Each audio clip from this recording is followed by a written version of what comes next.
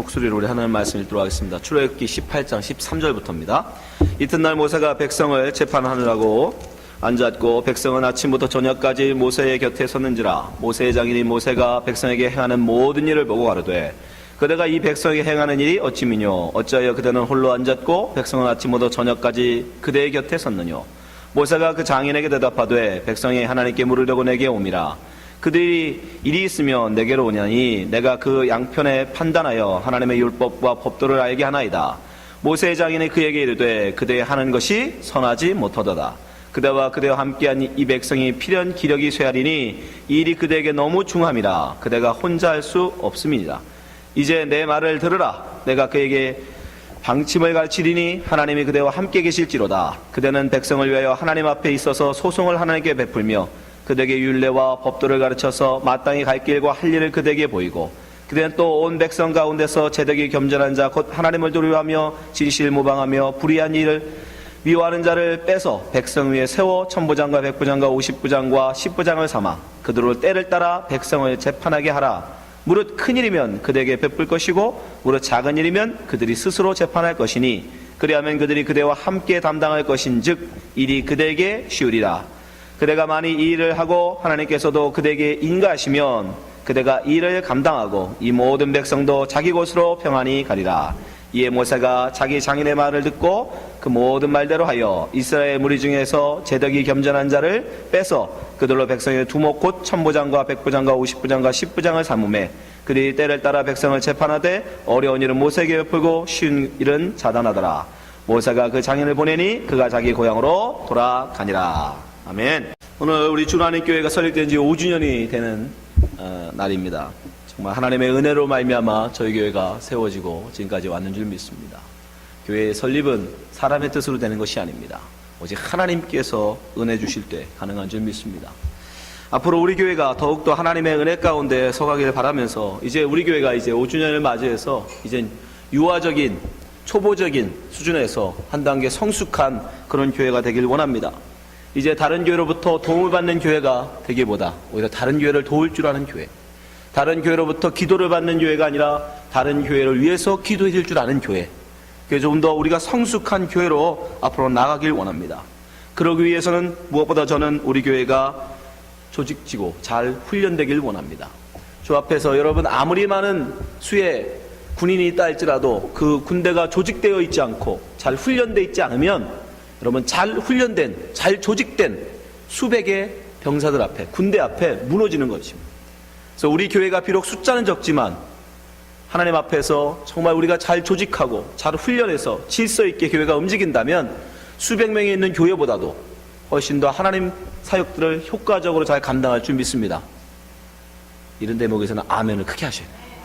네. 여러분 숫자에 있는 게 아닙니다. 여러분 교회는 수백 명의 성도가 있느냐 수천의 성도가 있느냐가 중요한 거 아니라 얼마나 많은 이들이 그 앞에 훈련받은 자가 헌신자들이 있느냐에 달려있는 겁니다.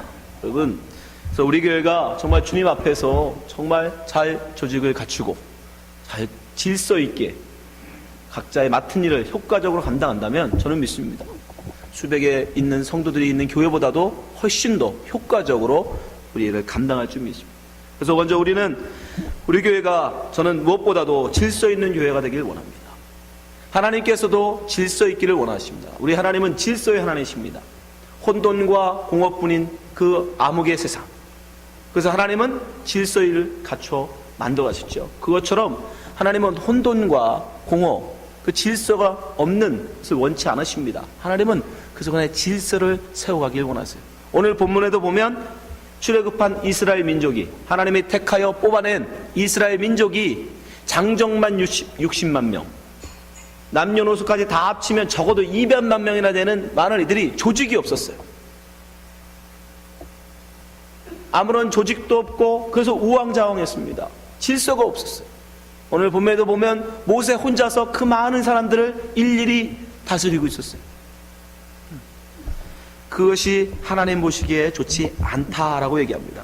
그래서 모세의 장인인 이드로는 그에게 질서를 세울 것을, 조직을 갖출 것을 그에게 권면합니다. 자, 17절 말씀부터 보세요. 모세의 장인이 그에게 이르되 그대의 하는 것이 선하지 못하도다. 이 선하지 못하다는 말은 창세기에 나와서 계속 매일마다 반복되어 있는 말씀이 있죠. 하나님의 공허 속인 세상을 질서를 잡아가실 때에 그 하루가 끝날 때마다 뭐라고 하셨죠? 보시기에 좋았더라. 토부. 보시기에 좋았더라. 아름답더라. 선하다라는 것. 그런데 그것이 보기에 좋지 않다. 그 말은 선하지 않다. 옳지 않다라는 것. 하나님이 보시기에 싫다라는 것. 지금 그 얘기를 하고 있는 거예요. 18절 그대와 함께한 이 백성이 필연 기력이 쇠하리니. 그렇게 우왕좌왕 조직을 갖추지 않고 혼자서 모든 일을 다 감당하면 결국은 쇠하게 된다는 거예요. 이 일이 그대에게 너무 중함이라 그대가 혼자 할 수 없습니다. 준호하는 교회는 여러분 이 오광균 목사 혼자의 교회가 아닙니다. 목사 하나에게서 모든 교회를 여러분 의지하지 마십시오. 그 목사가 떠나버리면 그 교회는 그것은 무너지는 것입니다. 우리가 서로가 일을 감당할 때 혹 목사가 빠진다 할지라도 버틸 수 있지만 모든 것이 목사에게만 집중되어 있으면 결국 목사가 빠져버리면 교회는 무너져 버리는 거예요. 성도는 있는데 교회는 없어지는. 말이 됩니까 여러분? 성도는 있는데 목사가 없다고, 목사 하나 없어졌다고 교회가 문을 닫다니요. 그럴 수는 없는 겁니다. 우리의 모습인 거예요. 우리가 7번을 그렇게 반복했었습니다. 준호하는 교회가 성도는 있는데 목사가 없다고 교회를 닫아버리는.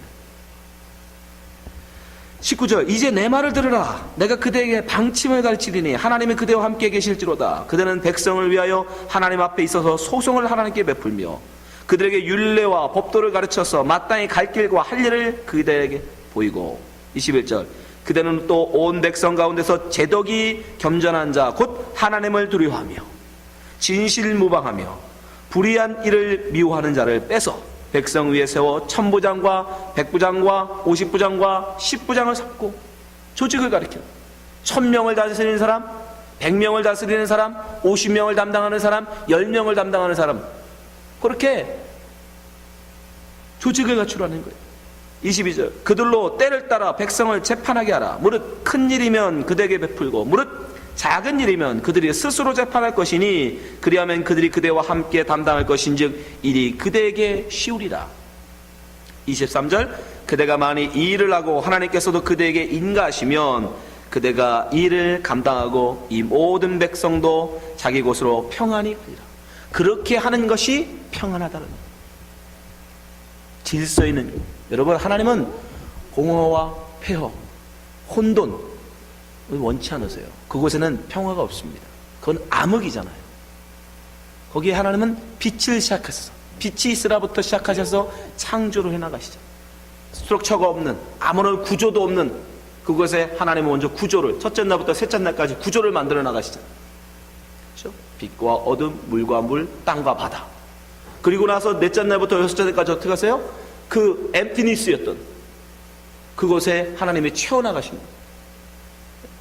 구조만 있어도 안 돼요. 그 안에 채워나갔어요. 빛과 어둠 속에 달과 별, 해와 달과 별을 채우시고 바다와 바다를 나누시고 그 안에 하나님이 또 채우시죠.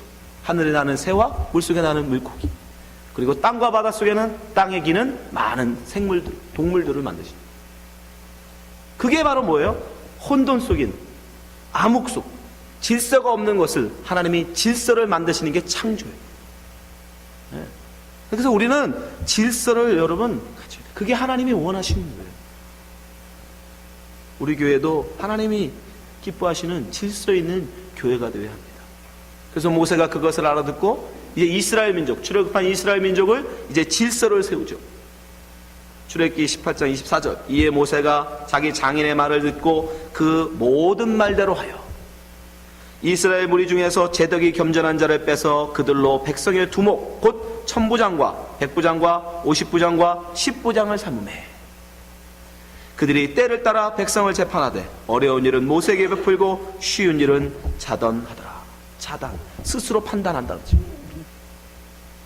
그 맡길 사람에게 그 일들을 맡겨서 이제 200명이나 되던 그 이스라엘 민족을 이제 하나의 조직을 갖추고 그리고 질서 가운데 움직이기도 만드셨어요. 그뿐 아닙니다. 이제 하나님은 그들 진영까지도 아무렇게나 막 뒤섞여서 막 아무데나 자는 게 아니라 잘 때 진영도 하나님이 다 정해주세요. 성막을 가운데다 두고 동서남북으로 지파를 나누십니다. 민수기서 2장 1절 여호와께서 모세와 아론에게 일러 가라사대 이스라엘 자손은 각각 그 기와 그 종족의 기호를 곁에 진을 치되 회막을 사면으로 대하여 치라. 각 족속마다 깃발을 세우고 그 깃발을 이제 성막 주위에 내면 동서남북에다가 세우는데 3개씩 세워요. 3개씩. 그게 무슨 말이에요? 3지파씩 이제 동서남북에 배치하는 거예요. 여러분이 지금 성경을 계획대로 읽고 계시다면 지금 출애굽기, 레위기, 민수기를 읽으실 텐데 민수기는 바로 그겁니다, 여러분. 왜 거기에 수많은 자꾸 족파들 개수가 자꾸 나오느냐? 그게 나오는 게 아니라 하나님이 지금 200만 명의 혼돈의 200만 명을 질서를 세우시는 장면이에요. 창세기의 반복인 거예요.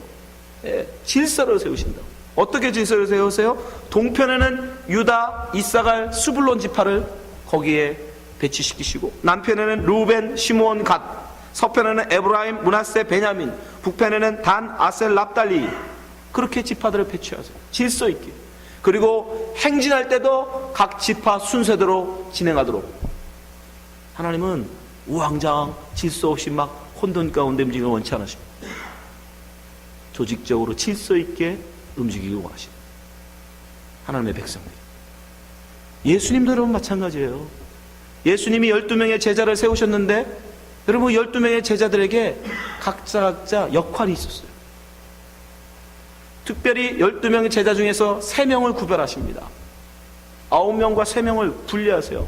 그래서 베드로와 야고보와 요한은 특별히 측근해 두세요. 똑같이 대우하셨다고 생각하시면 안 돼요. 예, 3명은 특별히 더 예수님이 따로 가까이 두십니다. 마태복음 17장 1절 보세요. 엿새 후에 예수께서 베드로와 야고보와 그 형제 요한을 데리시고 따로 높은 산에 올라가셨더니 따로 구별하셨어요. 베드로와 야고보와 요한을 분명히 12명의 제자들 중에서 따로 구별하십니다. 그리고 그들에겐 더 예수님께서 많은 것들을 그에게 보이시고 가르치세요. 변화산에 데려가시고요. 야이로의 딸 살리는 그때도 그 3명의 제자만 데리고 들어가십니다. 그리고 마지막 겟세마네 동산에 기도하실 그때도 이 3명의 제자만 따로 데리고 가세요. 세상 말로 하면 측근. 예수님의 가장 가까운 측근이었던 거예요. 예수님을 따르고자 했던 12만은 아니었잖아요. 70이나 되는 많은 사람들이 있었습니다. 그 중에서도 12를 구별하셨고 12 중에서도 또 세수 구별을 내시고 하나님은 예수님도 질서를 세우시고 또한 그 나머지 9의 제자들도 각자 역할이 있었어요. 가룟 유다가 무슨 일을 했습니까? 가룟 유다는 돈괴를 맡은 일을 했어요. 재정 담당을 했다는 걸 우리가 알 수 있어요. 요한복음 12장 6절 보세요. 이렇게 말함은 가난한 자들을 생각함이 아니요 저는 가룟 유다입니다. 도적이라 돈괴를 맡고 거기 넣는 것을 훔쳐가미로라. 돈괴를 맡았다는 거예요. 가룟 유다가. 그러니까 재정을 담당했다는 겁니다. 제자들 중에서. 이 사람 저 사람이 하는 게 아니라 분명히 그 맡길 자에게 예수님이 맡겨놓으신 거예요. 또한요 안드레 같은 경우는 다른 사람 어떤 외부 사람을 예수님이 만나고자 할 때 꼭 데리고 오는 역할을 감당합니다. 요한복음 12장 20절에 보니까 명절에 예배하러 온 사람들 중에 헬라의 몇이 있는데 저희가 갈릴리 베사다 사람 빌립에게 가서 청하여 가로되 선생이여 우리가 예수를 배우고자 하나이다. 빌립에게 갔어요. 근데 빌립이 바로 예수님한테 안 갑니다. 누구한테 가요? 안드레한테 가요. 22절 빌립이 안드레에게 가서 말하고 안드레와 빌립이 예수께 가서 여짜온대. 안드레는 그렇게 다른 사람을 예수님께 데려오는 역할을 감당하더라고요. 각자 제자들이 역할이 있었어요. 네. 우왕좌왕 어수선하게 여러분 움직인 게 아니에요. 각자 예수님도 제자들에게 역할을 맡기시고 그 역할에 맞게 그 일들을 감당하도록 하셨다는 겁니다. 질서 있게. 그런데 우리 교회의 질서는 하나님 나라의 질서는 세상의 질서와 달라요. 세상의 질서와는 전혀 다른 게 한 가지 있어요. 그게 뭡니까? 세상의 질서는 높은 권세 가진 자가 존경받고 섬김을 받는 그런 거예요. 그렇죠? 10부장보다는 50부장을 사람들이 많이 섬깁니다. 50부장보다는 100부장을 더 높여줘요. 100부장보다는 1000부장을 더 높이고 섬깁니다. 세상에서 1000부장이란 자기 말을 듣는 부하가 1000명이라는 뜻이에요. 세상에서 100부장이란 자기의 말을 듣는 부하가 100명이라는 뜻이에요. 그런데 하나님의 나라에서는, 이 교회에서는 거꾸로예요. 거꾸로. 마태복음 20장 25절 말씀 보세요. 예수께서 제자들을 불러다가 가라사대 이방인의 집권자들은 세상에서는 저희를 임의로 주관하고 자기 부하라는 거예요. 천부장 밑에 있는 자들이, 천부장은 그 1000명을 자기 부하처럼 부린다는 거예요. 그 대인들이 저희에게 권세 부리는 줄을 너희가 알거니와. 26절. 너희 중에는 그렇지 아니하니, 교회 중에는 그렇지 아니하니, 하나님의 나라는 그렇지 아니하니, 너희 중에 누구든지 크고자 하는 자는 너희를 섬기는 자가 되고, 너희 중에 누구든지 으뜸이 되고자 하는 자는 너희 종이 되어야 하리라. 세상에서는 천부장은 1000명의 부하를 가졌다는 뜻이지만, 하나님의 나라에서 천부장은 1000명의 섬길 주인을 가지고 있다는 뜻인 거예요. 백부장은 100명의 섬길 주인을 모시고 있다는 뜻입니다. 10부장은 10명의 주인을 섬겨야 된다는 뜻입니다. 종으로. 전혀 반대예요. 전혀 반대. 그래서 우리가 천국 가면 뭐예요? 다 왕이라고 그러죠. 왕 같은 제사장. 왜 왕이에요? 다른 애들을, 여러분, 왕이라고, 세상 천국 가면 왕이라고 대접받을 것 같죠? 네, 세상에서 왕은 대접받는 거예요. 존경받는 거예요. 권세를 누리는 거예요. 그런데 천국은 반대입니다. 여러분이 섬기는 자가 된다는 뜻이에요. 그래서 천국에서 가장 높은 왕이 누구 같아요? 예수님인 거예요. 왜요? 그분은 자기의 목숨을 다하여, 자기의 마음을 다하여, 자기의 힘을 다하여 우리 섬기셨죠. 섬기는 분이시죠. 네. 세상과 이 하나님의 나라는 질서는 거꾸로입니다, 여러분.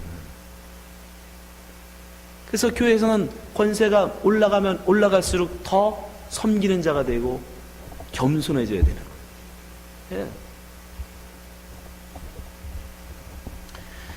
예. 예수님의 12명의 제자들 중에 특별히 측근으로 뒀던 이 3명의 제자들, 우리가 볼 때는 와, 예수님의 측근이니까 천국 가서도 더 사랑받겠구나, 더 좋겠구나. 여러분 부러우세요? 아니요. 이 3명의 베드로, 야고보, 요한을 예수님께서 각별히 가까이 두신 은혜, 그들에게 더 많은 것들을 가르쳐 주시고 베풀어 주시고 보여주신 이유가 뭐냐? 그들에게 더 많은 것을 원하셨기 때문이에요. 다른 9의 제자들보다 그들에게 원하는 것이 더 컸기 때문이고요.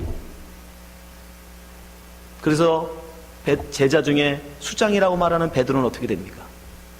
예수님이 말씀하십니다. 요한복음 21장 18절. 내가 진실로 진실로 너에게 이르노니 젊어서는 내가 스스로 띠뛰고 원하는 곳으로 다녔거니와 늙어서는 내 팔을 벌리리니 남이 내게 띠띠우고 원치 아니하는 곳으로 데려가리라. 이제는 넌 네 맘대로 못 산다는 거예요. 넌 네 맘대로 이제 못 산다는 거예요. 심지어 죽는 것도 네 맘대로 못 한다. 19절. 이 말씀을 하시면 베드로가 어떠한 죽음으로 하나님께 영광을 돌릴 것을 가르치심이라. 이 말씀을 하시고 베드로에게 이르시되 나를 따르라. 베드로에게 예수님께서 원하시는 아주 큰 사명이 있기에 그를 누구보다도 더 가까이 두시고 그에게 은혜를 베푸셨다는 거예요. 그래서 결국 베드로는 어떻게 합니까? 그 말씀대로 결국 죽도록 하나님 앞에 봉사하다가 결국 로마에서 십자가에 거꾸로 매달려 순교당하는. 야고보는 어떻습니까? 예수님의 오르판과 같았던 야고보, 그런 제자들 중에 누구보다 제일 먼저 순교를 합니다.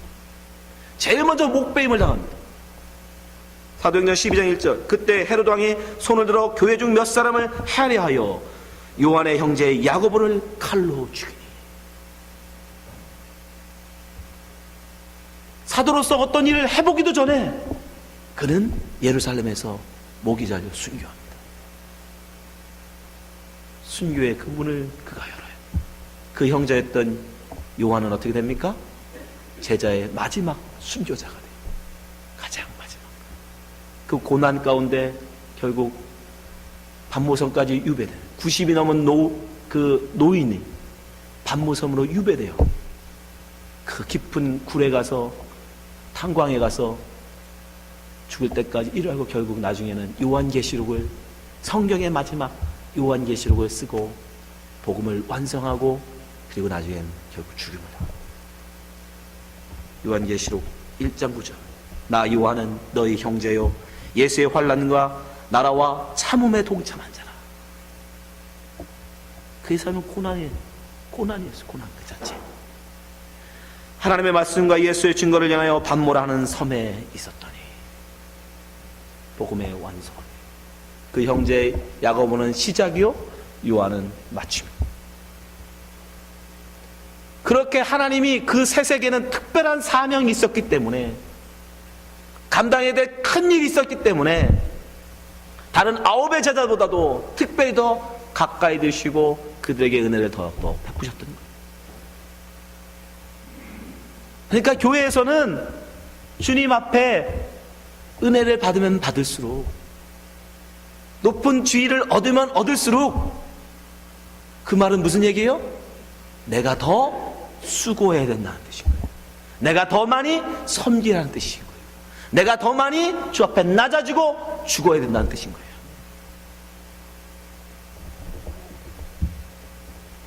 여러분, 예수님 우리에게 분명히 말씀하십니다. 누가복음 12장 48절. 알지 못하고 맞을 일을 행한 종은 적게 맞으리라. 물은 많이 받은 자에게는 많이 찾을 것이요 많이 맡은 자에게는 많이 달라 할 것이니라. 여러분, 이게 교회의 질서예요. 이게 하나님 나라의 질서입니다. 세상에서는 어찌하든지 다른 사람을 밟아서라도 100명보다는 1000명의 부활을 두고 싶어. 그러나 교회는 그렇지 않아요. 여러분, 아직 어린 사람일수록 우리는 섬김받는 사람, 오히려 성숙할수록 더 많은 자를 섬기는 자로, 우리는 더 많은 자를 주로 섬기는 종으로 낮아져야 되는 것입니다. 그것이 교회의 원리입니다. 교회가 여러분에게 직분을 맡기고 여러분에게 그런 권세를 주는 것은 그만큼 여러분 헌신하라는 뜻인 거예요. 그만큼 주 앞에 낮아지라는 뜻인 거예요.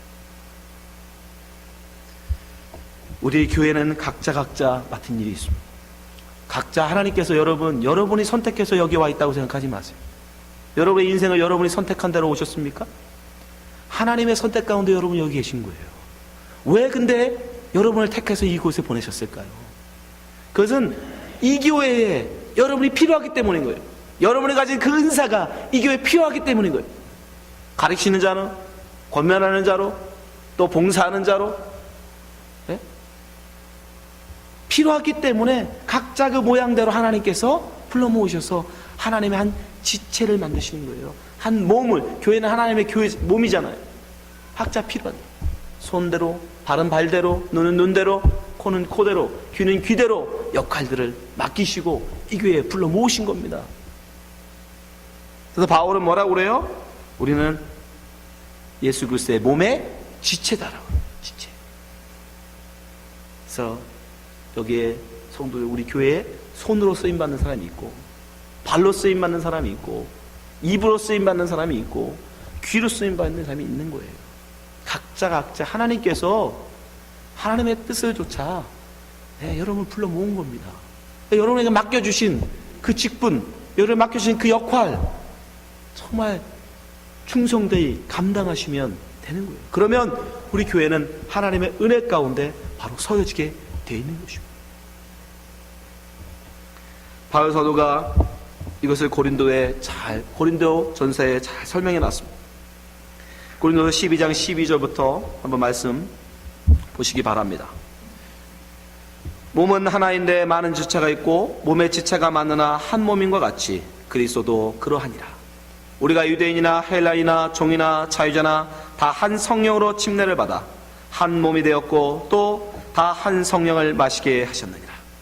몸은 한 지체뿐 아니요 여럿이니 만일 발이 이르되 나는 손이 아니니 몸에 붙지 아니하였다 할지라도 이로 인하여 몸에 붙지 아니한 것이 아니요 또 귀가 이르되 나는 눈이 아니니 몸에 붙지 아니하였다 할지라도 이로 인하여 몸에 붙지 아니한 것이 아니니 만일 온몸이 눈이면 듣는 곳이 어디며 온몸이 듣는 곳이면 냄새 맡는 것이 어디뇨 그러나 이제 하나님이 그 원하시는 대로 지체를 각각 몸에 두셨으니 하나님의 뜻대로 우리 원대로가 아닙니다. 여러분이 원하시는 지체를 여러분이 할 수 있는 게 아니에요. 하나님이 원하시는 대로 지체를 각각 몸에 두신 거예요.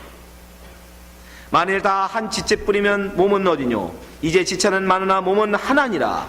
손이 눈더러 내가 너를 쓸데없다거나 또한 머리가 발더러 내가 너를 쓸데없다거나 하지 못하리라. 이뿐 아니라 몸에 더 약하게 보이는 지체가 도리어 요긴하고 우리가 몸에 덜 귀히 여기는 그것들을 더욱 귀한 것들로 입혀주며 우리의 아름답지 못한 지체는 더욱 아름다운 것을 얻고 우리의 아름다운 지체는 요구할 것이 없으니 오직 하나님이 몸을 고르게 하여 부족한 지체에게 존귀를 더하사 몸 가운데서 분쟁이 없고 오직 여러 지체가 서로 같이하여 돌아보게 하셨으니 만일 한 지체가 고통을 받으면 모든 지체도 함께 고통을 받고 한 지체가 영광을 얻으면 모든 지체도 함께 즐거워하나니 너희는 그리스도의 몸이요 지체의 각 부분이라.